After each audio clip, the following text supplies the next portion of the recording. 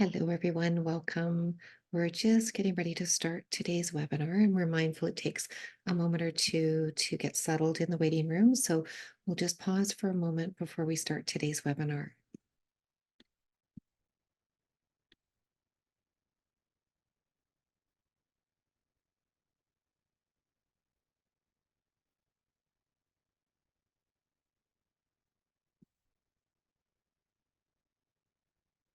Again, hello, everyone, and Happy New Year. Bonjour tout le monde. This is our very first Community Foundations of Canada webinar for 2024, and we're so excited to have you join us today.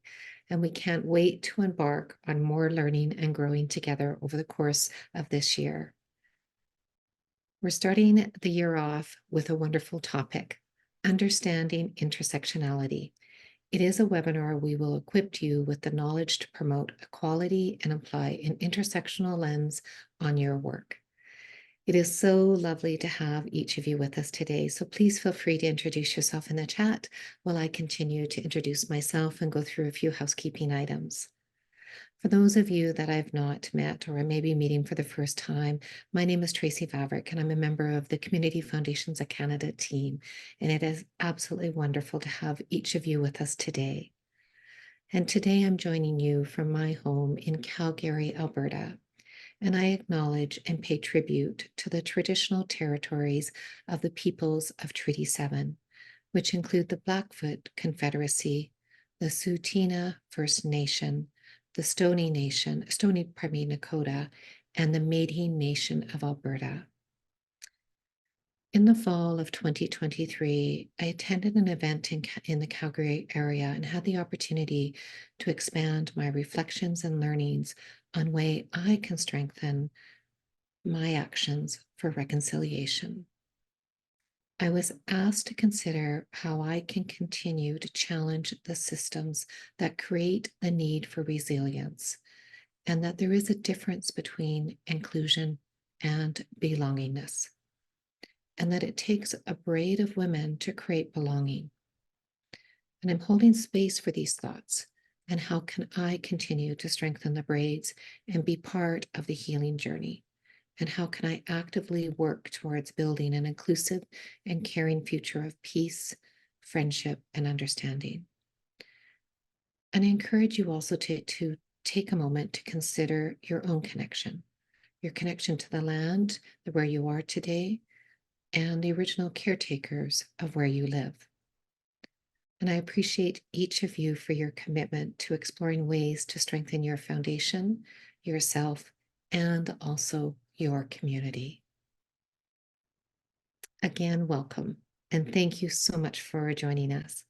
And so just a couple housekeeping details to review with you. One is that we are in Zoom. So just a friendly reminder that we're in the Zoom meeting mode today. And what this allows for is dialogue. So please do keep your microphone muted during the presentation time, and there will be an opportunity to have some discussions throughout today's sessions, with some maybe during our Q and answer time, and also we do have some breakout time scheduled. If you do have some questions, please don't hesitate to pop them into the chat box, and we'll be incorporating them as we collect your questions for the Q&A that we'll be holding in today's session. This session is set for 60 minutes and is available in English and in French. And to access the French and the English interpretation, you'll see a globe at the bottom of your screen. So if you just click on that globe, you can switch between the French and the English. You're also able to access this, pardon me, you're also able to access the slide deck in both English and French. So if you go to the top of your screen, you'll see the bar that says View Options. Now, if you click beside the arrow, a panel will appear. And just under the shared screens, you can select between the viewing of either the English slides or of the French slide deck. So just take a moment to ensure you're able to find that. And if you have any questions, just please nudge us either in the chat or just raise your hand and we can help you with that. And as we're getting settled, please do feel free to introduce yourself in the chat and share with us the organization that you're with today, as this allows for us to build a sense of community in today's webinar. Now, I am absolutely honored to introduce to you our speaker for today's session. We are joined today by a very dear friend of each of us within the Community Foundations of Canada network, and that is Ruth Mojeed Ramirez. And Ruth, it is absolutely beautiful to have you with us again today. Ruth has been part of the Community Foundations of Canada network and also various other networks throughout Canada in supporting how we can do great work in our communities and shift our lens of inclusion. Ruth is the Chief Equity Officer for the Inclusion Project. And if you haven't had an opportunity to explore the Inclusion Project, do encourage you to do so, as they aim to advance equity, diversity, and inclusion in Canadian society by actively engaging partners and decision makers through research, knowledge development, and community. In her role, Ruth's research engagement and solutions design focus on an intersectionality and intergenerational approach to address complex issues of race, decolonization, and also includes gender equality. Now, Ruth has led organizational ready strategy development and coaching among multi-level stakeholders in the public and also the private sector. Ruth, Happy New Year. It is absolutely beautiful to have you back today. Thank you for joining us, and thank you for taking the time to walk us through and to share your learnings, your immense value of knowledge as we continue to further our goals of equity.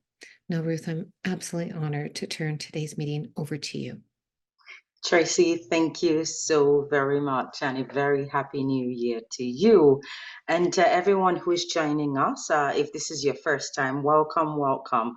And for those who have been part of this journey over the past few years now, since we started together as a community, bienvenue, welcome again. Je pense que vous avez les merveilleux vacances. I hope you all had wonderful and great holidays, and welcome back.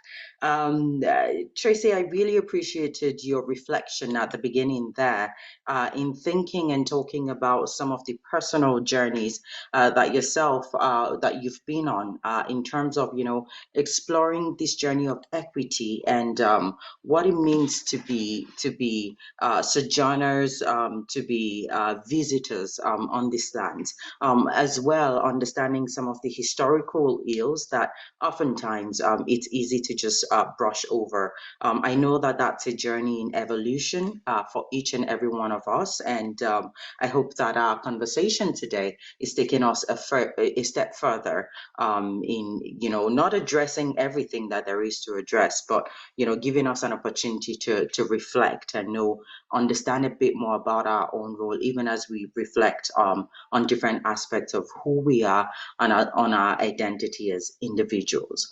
As Tracy mentioned, I bring you greetings today from my team, my community at the Inclusion Project. We've had this wonderful privilege and opportunity to be on this journey with the CFC, with those of you who are joining us, who have been joining us now for a few years. Thank you for continuing to prioritize this, for continuing, pardon me, to make a note, to make it a point to take this time and to learn together. I hope that once again, we continue on that journey. There will be something that's ignited from this space. There will be something new that will spur some interactions and some conversations to carry this forward. Okay, so very shortly, and I see in the chat people have been introducing themselves. Thank you. You already know the way of the game. Thank you for introducing yourselves in the chat there. I hope you can keep the conversations going while I turn to the screen. And we got some of those housekeeping bits there, but again, I just would want to, emphasize the need to use the chat function as we go. Okay, so what are we talking about today? We said would like to understand a bit more. A word that I'm sure is by no means unfamiliar to us in the room today. The word being intersectionality and what exactly that means for us as members of community foundations, as individuals who are leading really, really critical work to move our communities forward and to really contribute to the society as a whole. So, for the sake of it, because I am sure that we're not unfamiliar with this concept, we'll be defining it, maybe speaking a bit to the history of what intersectionality is, the application of it as well. Why intersectionality? Why is it important? Why is it relevant to the work that we do as community foundations? And what happens at the intersection? How can systems respond? How can systems shift and adapt to the varying ramifications of intersecting and overlapping identities? These are some of the things that we'll try to cover in the first few minutes that we have here. But the real conversation here today, understanding that some of you have been part of this journey with us, is going to happen when we get into that breakout room that Tracy was talking about earlier. So please get yourselves ready. We're going to be listening in on those conversations, and we hope that all together we have a really robust conversation and a meaningful time together today. So, what is intersectionality? So, what we have to the right there is what's known as the intersectionality wheel, and you can see right at the center of it is the idea that there is someone and very often in dealing with social issues that are often quite complex, it's so easy to look at the uni faceted, the singular perspective or ramification or aspect of a person's life. And the whole idea of intersectionality is one that presupposes that it's about understanding that there are multifaceted and overlapping issues facing people with different identities, and they have varying experiences of inequalities that impact their experiences and outcomes overall. In that definition, I think it's quite loaded, and some of you may know just knowing what the history of the word is. So, intersectionality was coined by an American activist, Kimberlé Crenshaw, and she was trying to address some of the gaps in, race theories that were pervasive at the time, or even to do with feminism and things like that.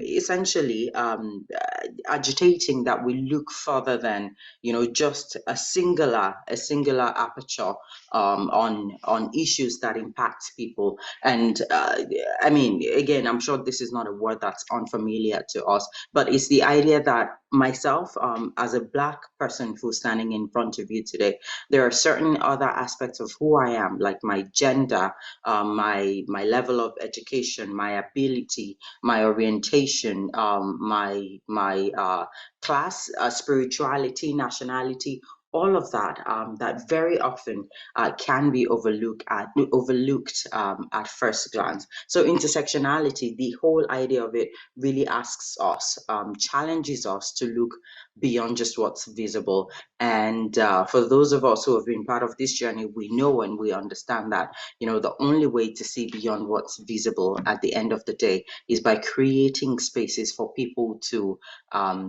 define for themselves. This is who we are. This is who I am. This is an aspect of my identity that I'm comfortable sharing at this time. So, intersectionality in real life experiences.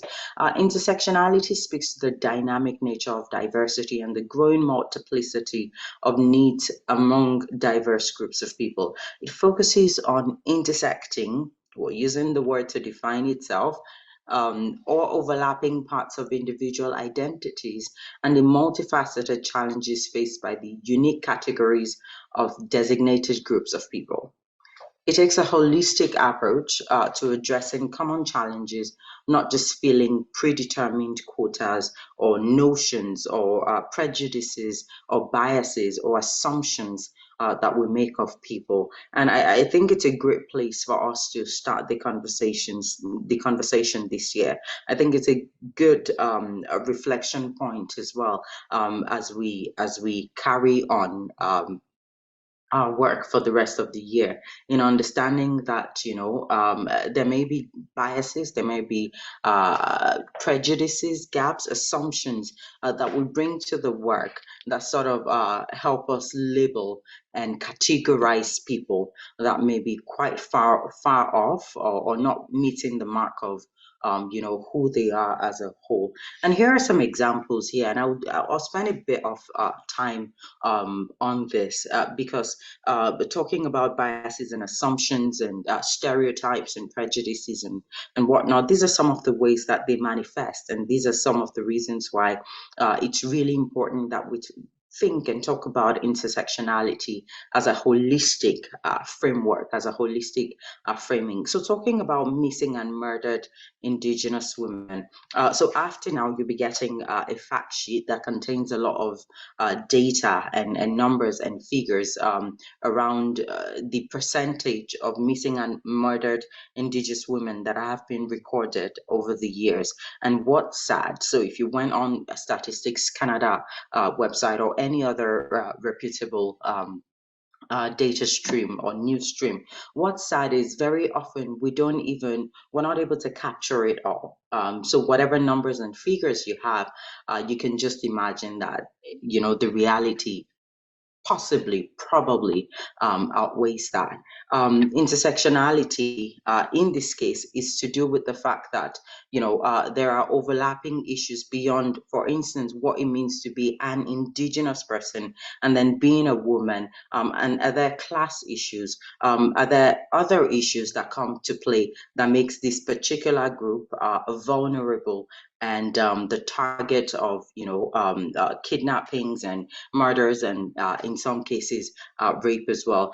There hasn't been a very clear explanation on why this phenomena is quite prevalent, but at the end of the day, we're seeing that there are a whole number of issues that come together to impact why this continues to be a thing that we see year in and year out. Missing white women syndrome, this might be one that we're familiar with, where while, as in the case of MMIW, missing and murdered Indigenous women, or one that's not as often reported for Black women, or for other categories of equity deserving and equity denied groups. You find that it's been reported that quite often when you have, on the converse side, missing white women, there is a lot of media attention that's shed on that. And what's the reason behind that? Oftentimes, it could be socioeconomic factors that come to play that impact, just whose story is worth telling, whose experiences are we creating room for. So I think it's really important to keep that in mind, even as we see some of these phenomena unfold in our communities, or as we hear about them. It's really important to wonder about the other and to wonder about factors that play into this. The case for the exceptional immigrant, and this is very similar to the next one, the Asian Chinese intellect stereotype, where oftentimes, there are certain projections that we have, or assumptions that we have about certain immigrant groups, where it's like, oh, they're able to circumnavigate some of the challenges, be it socioeconomic or educational or class-based or anything like that. They're able to navigate that because they've got like exceptional skills. They've got superior intellect and things like that, without considering some of the other factors that, for what it's worth, for good or for bad, contribute to that the impetus that people who fall within these categories find to be able to self-actualize, to be able to change the narrative and shift that. I think it's really important, once again, what this is really calling us to do, once again, is to ensure that, we're addressing those misconceptions, as they may be, and assumptions that we may have around what a person's experience or lived reality is, so that we're not projecting too much onto them. And once again, it's ensuring that, we're creating spaces for them to share the full aspect of who they are, what contributes to their journey and to their story overall. The white-black binary. This is one that's quite common, and I think it happens at a really unconscious or at least subconscious level, where, in talking about race, in talking about some of the telltale signs of the of race. I don't even want to go as far as racism, but racial equity and all of the proponents that come with it. Often we limit that aperture to, the white-black binary. It's almost as if a whole diverse group of people don't exist. So I just give the example of Asian, Chinese, Indian people, people from the Middle East. It's almost as if they don't exist, as we are seeking to prefer solutions, if you may, to some of the issues that are race-based, as they come up. And it's really important going into 2024, and as we lead in our work, it's really important that we understand that there may be people whose experiences and whose realities are being subsumed in that, are being overlooked in that as well. So once again, it's really important to take a step back and ask ourselves how we are, I guess, including the other, or considering the other, even as we define solutions and we attempt to address some of these gaps. Women in the charitable sector. Once again, a place where I know this is not, it's by no means strange to us to hear about the preponderance of thoughts around why women are the huge percentage of women that we have in the charitable sector. What are reasons behind that? As well, what kinds of women, what kinds of backgrounds do these women come with? What kinds of identity as well? Again, as we continue to give room for people to tell their stories, then we start to appreciate the diversity, even in something that in many ways might just look like it's a singular point of view that we could have there. So these are some of the ways where, we see intersectionality in application for good and for bad, where it's important that we take a step back, invite spaces, create spaces, invite opportunities, curate opportunities for us to look beyond just what's obvious. And so how does intersectionality work? I'm sure we are familiar with this one. All feminists are equal, not exactly. And this is where, you talk about, there is some diversity even in that, whether it's to do with race, to do with orientation, to do with class, to do with migration status, religion, and some of the other aspects that we talked about there. So at the end of the day, and you could, replace feminists with any other thing. It's just to understand that there is no single-sided uh, approach that ever wins with this. So why intersectionality? Why do we need an approach like that? Why do we need to consider the overlapping, the multi-natured approach to the work and to the solutions that we design? It's to ensure that nobody is left behind.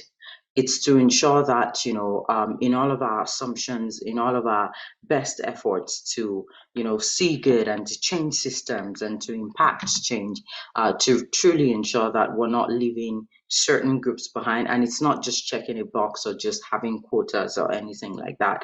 But once again, there is a qualitative appreciation to whatever inquiries, whatever engagement we're doing within our communities, within our organizations, to give space to people's lived experience. It also ensures inclusion, ultimately. It ensures that we're being very inclusive in our thinking and we're not boxing people up. It ensures we're addressing, identifying the root causes of inequities that may be experienced within our systems. Are we inclined to go with certain groups because they have because we have certain religious proclivities or inclination? Are we inclined to go with certain groups because they have a certain kind of language, things like that? So at the end of the day, it ensures that we're not leaving anyone behind. And and to bring it together is also, it ensures we have more of a systemic focus, because this way, if we can all at least agree to start to consider the different aspects and ramifications of people's identities, at the end of the day, this is how we can start to see the change we need in our system. So how do we see our systems change at the intersection? It begins with listening. It begins with simplifying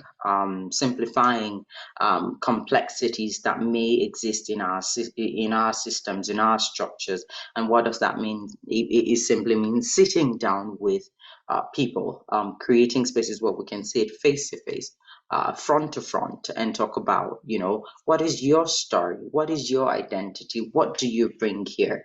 So I don't make assumptions about you, and so that I don't continue to contribute to some of those negative occurrences that we already touched on. It also ensures we're maximizing the benefits of inclusivity. You're going to get a fact sheet, or a fact sheet is going to come up that will go into a lot of this very shortly. But with that, I'll hand it back to Carlton to kind of take us through the breakout for us to have the real conversation.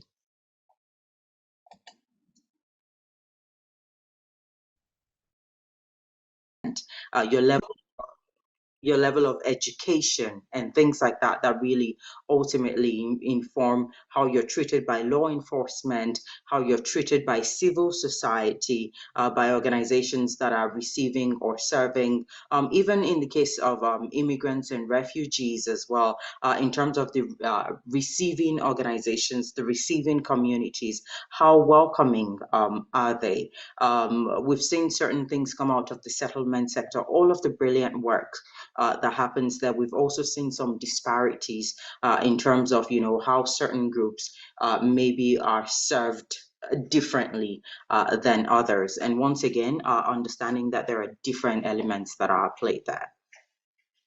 Ruth, thank you for that. And, every moment of time we're together, I continue to get hungry to learn more from you.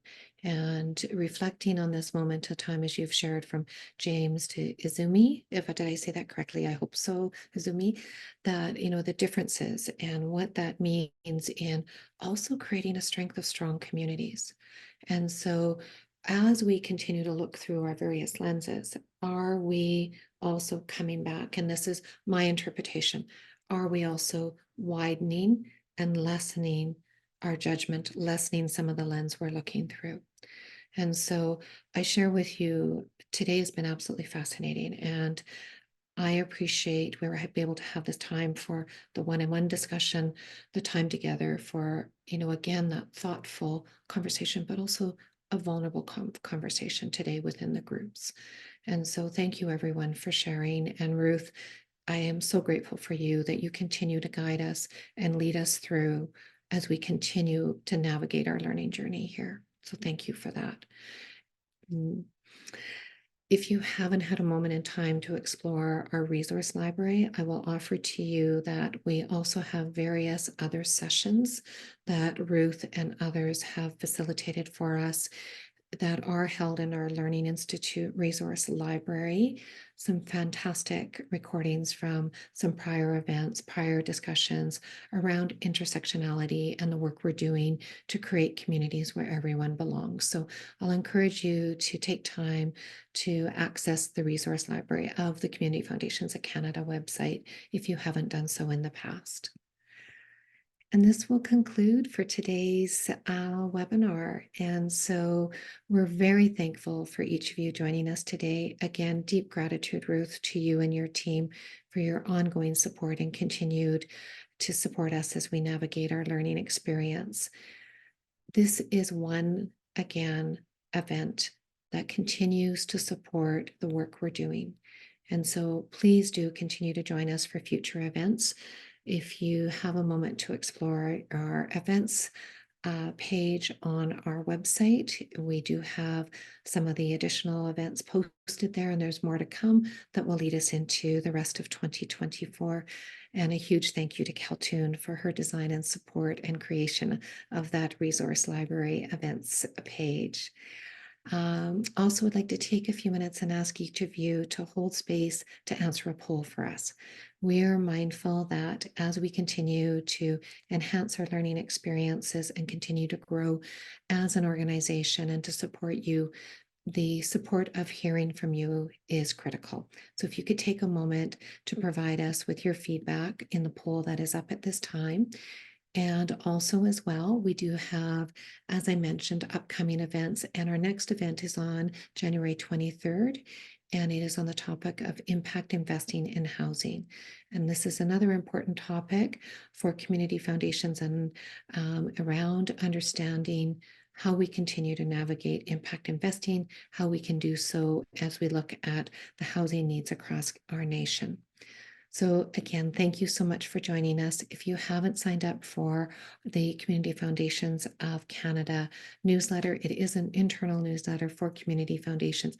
Please do so via the link that's in the chat. And I want to just express gratitude to everyone again for joining us. Thank you so much. We look forward to seeing you in the future, and stay well, stay warm, and hold space for the beautiful lands that you have the opportunity to be on today. All the best.